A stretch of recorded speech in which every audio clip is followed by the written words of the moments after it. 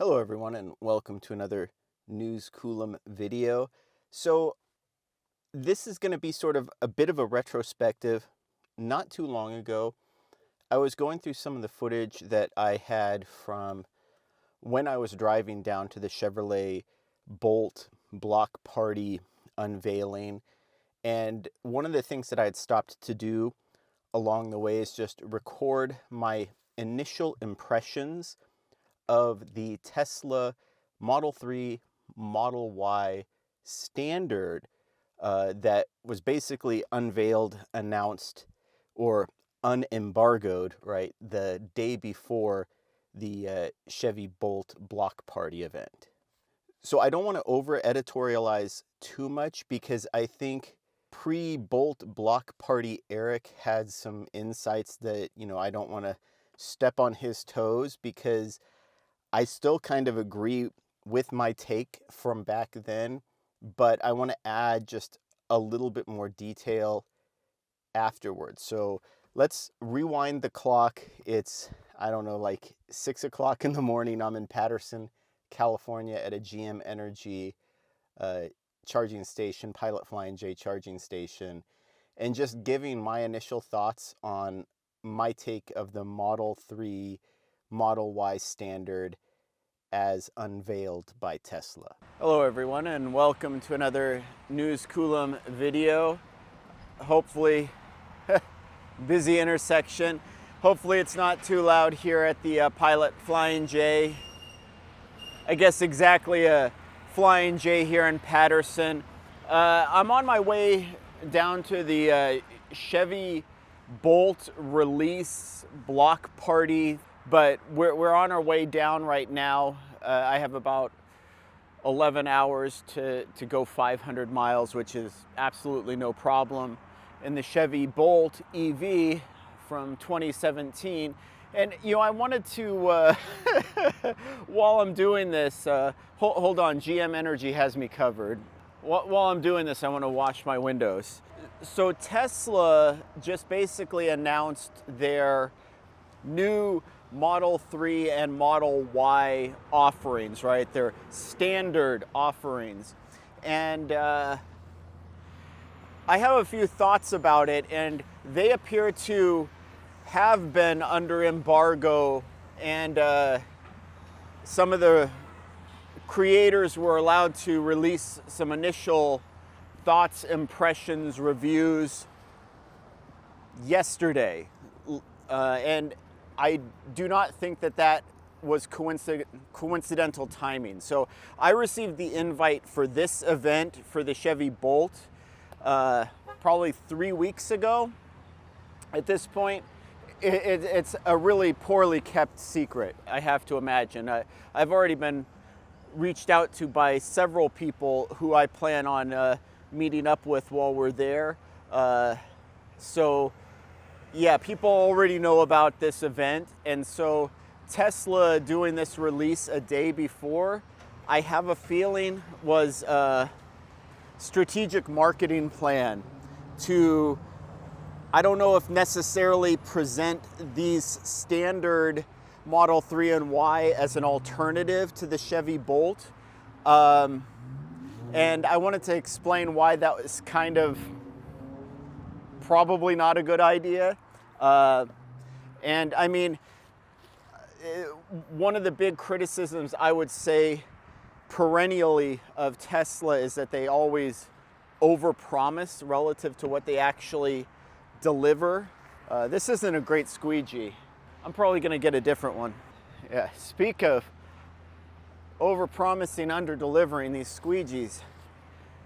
It's not just about washing, it's also about wiping away the residue. So,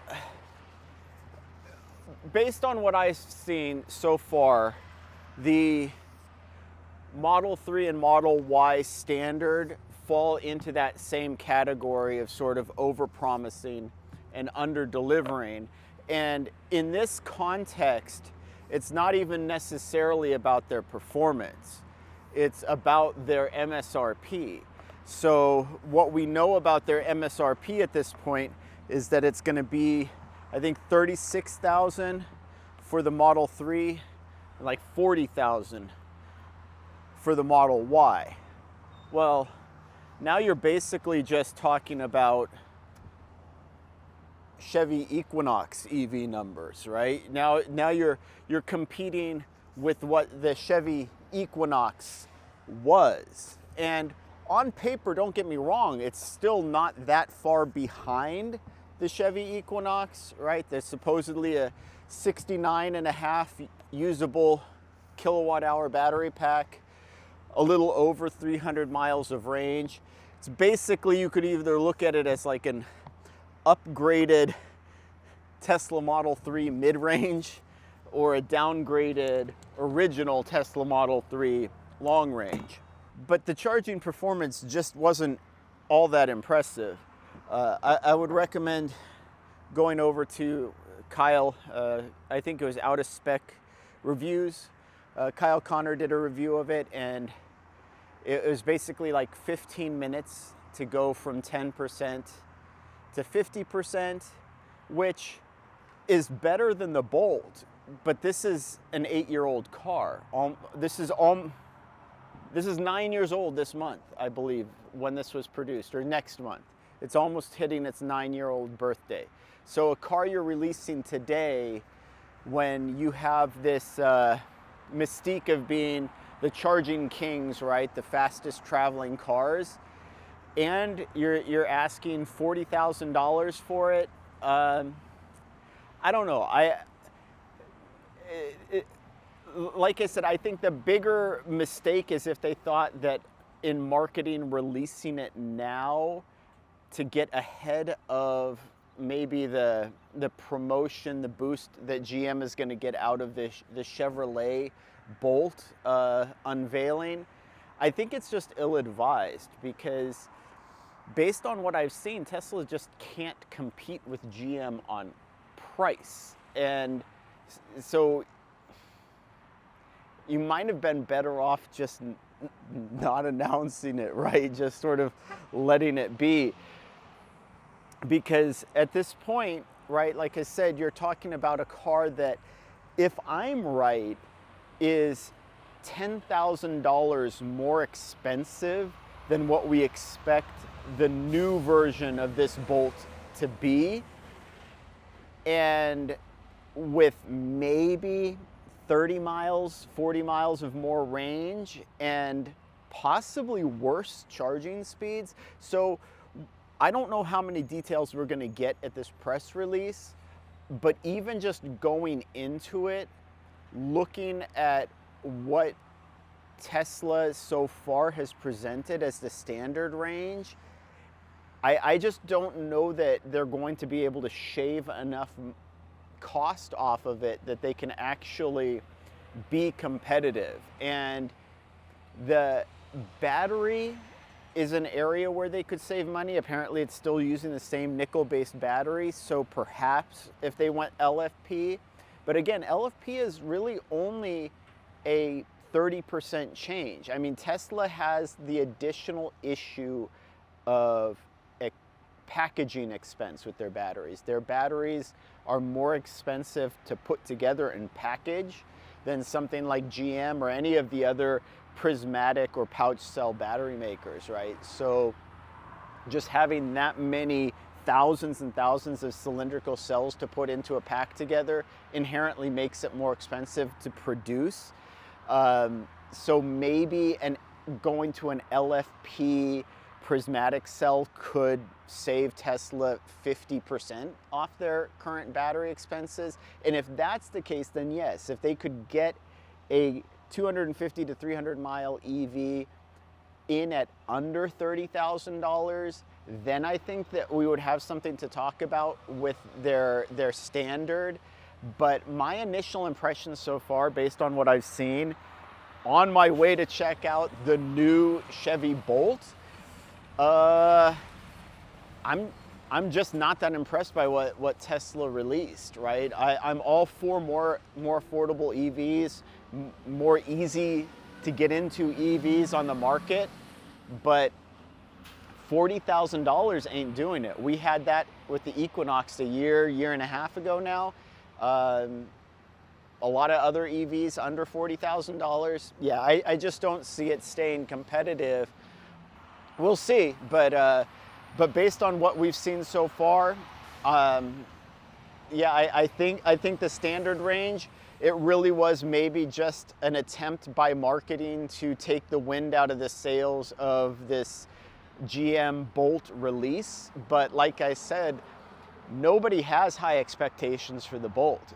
Really the only thing that they expect out of the Bolt is that it's one of the most affordable EVs that you'll be able to get. So, and on that, just like I said, right out of the gate, Tesla already missed. If their intent was to, like I said, undermine or take the wind out of the sails of the Bolt EV release or the new Bolt release, I don't think they did it. So we'll see. More on it later. I'm going to have a full video on that itself, and again, a separate video on this road trip. I've overstayed my welcome. Like I said, I only have 11 hours to go 500 miles, so I need to get a move on. We're already at the taper point. So as you can see, you know, I think pre-Bolt block party me was kind of right about the pricing. So when Tesla announced their Model Y, Model 3 standard pricing, it was like $36,000 for the 3 and $40,000 for the Y. I'd referenced that Kyle, I think Out of Spec Reviews, had unembargoed his video on the charging, and I believe it was the Tesla Model Y standard with the 69 kilowatt hour or 69.5 kilowatt hour usable battery pack. So what I expected at that point basically came true, right? So Tesla's offerings did end up being almost $10,000 more than what was announced with the Chevy Bolt at the block party. And I still stand by my assessment that the timing was such that it was really meant to sort of take the wind out of the sails of the Chevrolet announcement. But again, like I said, I've never really considered the Bolt and the Model Y to, I've never really considered the Chevrolet Bolt and the Model 3, Model Y to be direct competitors, right? So on one hand, the Model 3, lower roof sedan, slightly wider format, less interior volume, but better, especially high-speed efficiency. So you're just giving up a little bit of cargo space, usable space, overall volume, to have a little bit wider of a format and a little bit more aerodynamic of a format, which translates to a slight efficiency boost after maybe 60, 65 miles an hour. So I wouldn't be surprised if even the old Bolt under 60 miles an hour is more efficient than the Model 3, even like the rear wheel drive configuration, right? It was already close when we were doing like 75 miles an hour testing alongside Bjorn and friends with their different Tesla models. And then of course the Model Y is the bigger format vehicle, even bigger than the Bolt, slightly less efficient, but more of an upscale model, really. So I never really liked the comparisons of them anyway, and that's kind of why the timing of it from Tesla is like, okay, who are you really selling it to? And then the other thing is too, besides that big $10,000 price difference, just talking to some other Tesla people after the fact, it seems like almost a universal take from Tesla folks are, why would you buy the standard when the premium is just a little bit more, right? So you're getting so much more for such a minimal increase in price that it just doesn't seem worth it. It really does, I think, for a lot of people, beg the question of why did Tesla release the standard anyway, right? And I did mention something in that take, and I think it is a good take even now in retrospect, is The standard for the Tesla models are still using their nickel-based batteries. We can kind of see where GM is getting that price cut in the Chevrolet Bolt with the LFP, right? So you're looking at a 65 kilowatt hour usable battery, only slightly smaller than the 69.5 kilowatt hour usable in the 3 and the Y standard, but significantly lower cost, right? Lower manufacturing costs, lower material costs. And I feel like maybe this was a, in retrospect, especially, maybe this was a wasted opportunity for Tesla to do the standard as a prismatic cell LFP battery, right? They have their contacts in China. They have the ability to do it if they wanted to. It would represent, my guess, another 5 to 10% off the price. So now all of a sudden you are seeing a stripped down Model 3 at a very similar price point to a Chevrolet Bolt LT, right?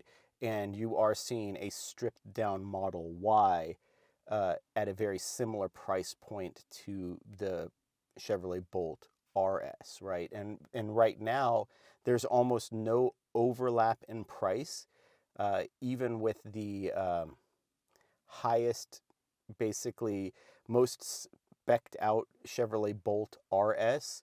We're looking at a price that's similar to the most stripped down Model 3. So there's very little overlap in the pricing. And then, of course, the thing that I couldn't have known at the time, and this is sort of the elephant in the room, is I think GM Chevrolet shocked people with how quickly the new Bolt is going to charge. I think there's some caveats to that in terms of LFP is going to behave differently than nickel-based batteries. So how consistently we see that 10 to 80% in 26 minutes, we'll have to do some real world testing to validate that. But it still puts it at a significant advantage over the Model 3 and the Model Y standard that are taking like 15 minutes just to add 40% to the battery. And so we still don't know the Bolt's charging profile or anything of that nature. What we know, though, is just on a strictly by the numbers basis, even with the price difference, it is now directly competitive with the Model 3 and the Model Y standard in terms of charging speed. And people don't really have an option now of complaining about the charging standard because they're technically using the same standard at this point, right? So the same plug and the same protocols and the same standard. So really at this point, it seems like Tesla with the standard sort of lost a step. I would say it's probably almost completely due to sticking with a nickel-based cylindrical cell battery rather than transitioning to an LFP prismatic cell battery. And then I will say too that I would not look at the new Bolt as the gold standard either. I am in agreement with, typically you see this from anti-EV folks saying, oh, you need to add 800 miles in 5 minutes because that's what my gas car can do. And, I keep a big gulp to use as the potty on the road sort of thing. I don't agree with those sort of road warriors, but I do agree that even the new Bolt's charging is not what I would consider mainstream, right? So when I say that, I mean, we're still in the early adopter phase. And so there are people who are willing to make some concessions to own an EV in order to offset the concessions that they were having to make with a gas car, right? And yes, gas car folk, you do have to make concessions in order to own a fossil fuel vehicle. A lot of them actually that you don't even realize until you've actually driven an EV for a while.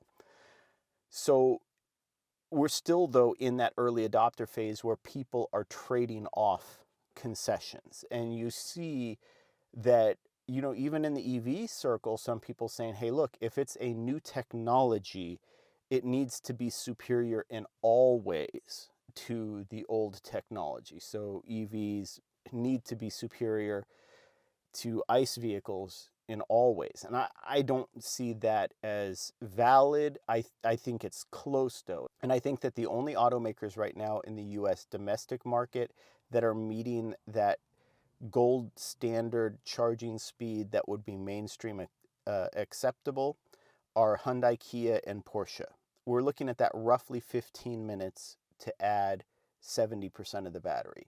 Once you hit that sort of 15-minute threshold for a usable charging session, that aligns with the bathroom breaks, rest stops, that sort of thing. I also do agree that we need a fleet average driving range of somewhere between 300 and 400 miles. So when we say that 10 to 15 minute, bathroom break, snack break, concession store break, whatever it happens to be when you're on a long trip, every 10 to 15 minutes, you're able to add 3 to 4 hours of driving range. And then in wintertime, when things get, harsh, it's not going to double that, but you're looking at more like a 15 to 20 minute stop, adding 2 to 3 hours of driving range. And that's sort of that bare minimum, I think, acceptable for the mainstream adopter for EVs. So the Bolt falls short of that. The new Bolt falls short of that. The Model 3 and Model Y standard fall well short of that as well. So we're not looking at like these gold standards. We are looking at these sort of budget entry level. And I think that's where old me sort of nailed it when I said it really is about that price point, right? If you're not going to be able to get down to that $30,000 and under price point, you maybe need to rethink what your strategy is for an affordable EV, right? And so I think with Tesla, yeah, my sort of final verdict, even knowing what I know now, and then again, hearing from the Tesla folk, is that I think they needed to do something more to shave another $5,000 to $10,000 off the price in order to really get some traction with the Model 3 and Model Y standard. So I kind of wanted to push this video out as quickly as I can. That's the other reason I liked to go back to see what old me said from the road. We're doing a coast to coast EVs today on just some of the budget EV options, and then just sort of my take from that trip. So hopefully I'm going to try to get this out and published and out in public at least an hour or so before we go live. So hopefully I can make that. But I'd love to hear what you think. What's your impression on the Tesla Model 3 and Model Y standard? Do you agree that they kind of missed on price and needed to do something more significant? Do you agree with my assessment that it was very likely an attempt at marketing poaching, always trying to get out ahead of the competition in terms of announcing affordable EVs? What is your take on my assessment of the Bolt versus the Model 3Y standard, and are they even really competitors in any way? So anyway, like I said, got to hit the editor and upload really quick, and thank you for watching.